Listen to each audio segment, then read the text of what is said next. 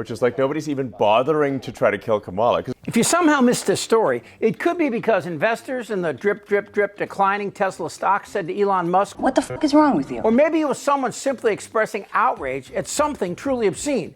But whatever the reason, it's time for Elon Musk, Tucker Carlson, and their fat boy idol to close the curtains on this tired act. Which is like nobody's even bothering to try to kill Kamala because it's pointless. What do you achieve? Nothing. No, it's totally Just find right. another puppet. Exactly. That's It's no point in killing. it's deep and true, though. Nobody's trying to kill Joe Biden. It would be pointless. Totally. Now, this video was pulled from Twitter, but of course, it never dies. Although, with the recent report that Twitter stock has dropped like Trump's ball sack after he takes off his girdle, Twitter may soon die. And while Elon Musk is dancing with Trump and Carlson is giving Alex Jones jobs, the country sits perilously on the edge of a dystopian war between normal people and Trump's dark and evil circus. There are demonic forces at play.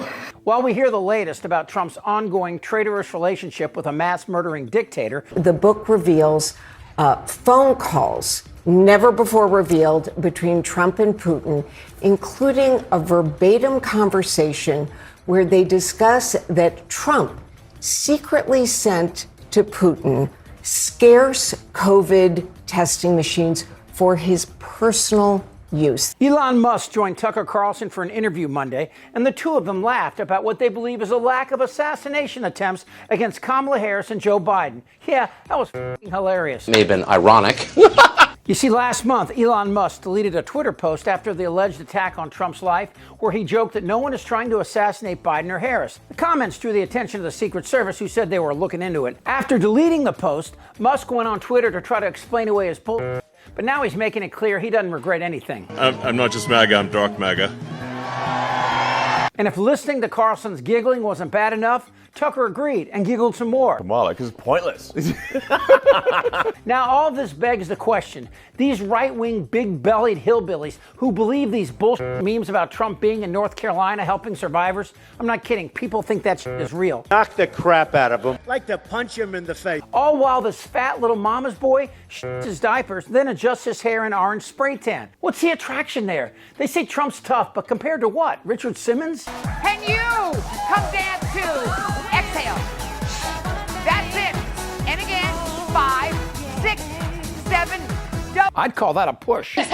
Which I love. Lies about January 6th, which have been relentless, have enabled some of the most unscrupulous people in our country to make a mockery of our Bill of Rights and to steal our core freedoms. We have a moral obligation to admit the world's poor, they tell us, even if it makes our own country poorer and dirtier and more divided. The whole thing is a lie. It's actually not a real problem in America. White supremacy, that's the problem. This is a hoax. Just like the Russia hoax, it's a conspiracy theory used to divide the country and keep a hold on power. That's exactly what's going on.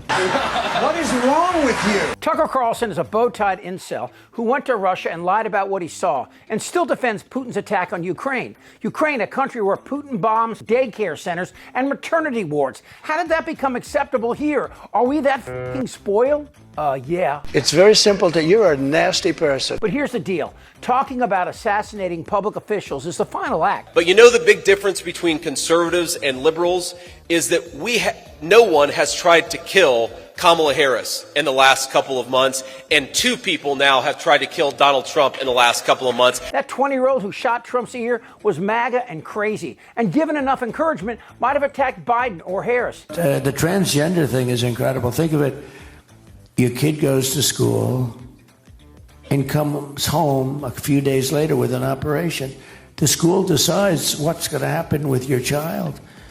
And you know, many of these childs 15 years later say, what the hell happened? Who did this to me? And as much as I loathe Trump, I don't want him to die. I mean that. I do want him to spend the rest of his life in an 8x10 cell trading sexual favors for fried chicken, but no assassination. Given my experience working for Mr. Trump, I fear that if he loses the election in 2020, that there will never be a peaceful transition of power.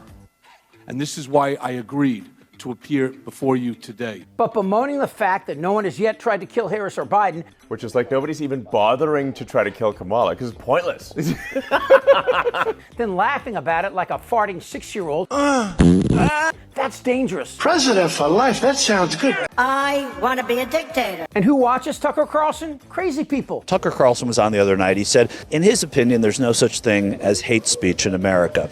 How do you stand on that? I believe in hate speech. When you have hate for somebody, I am 100% into speech, hate speech. Tucker is a soulless Fox puppet who propagated the election lie. The 2020 presidential election was not fair. No honest person would claim that it was fair. The system was rigged against one candidate and in favor of another. But do you know why he got fired from Fox? It wasn't because of his ratings. It's because he's a huge dick. It was ultimately Carlson's escalating assholeness, which included his white supremacy and his penchant for demeaning women and minorities, that led him to getting canned. His brand revolved all around the idea he could call anyone the C word or anything else at any time. He could say anything, do anything, and he never was held accountable. He thought he was irreplaceable until he wasn't. Sound like someone else you know? I am the chosen one. Now, just like this twit, they have their own internet shows. But then again, who doesn't? Tens of millions of Americans suspect this election was stolen from them. The country's going to burn. The audiences for these shows are the very people who might attack a presidential candidate. Tucker's friends with these guys, Alex Jones and Nick Fuentes. We have a moral obligation to admit the world's poor, they tell us,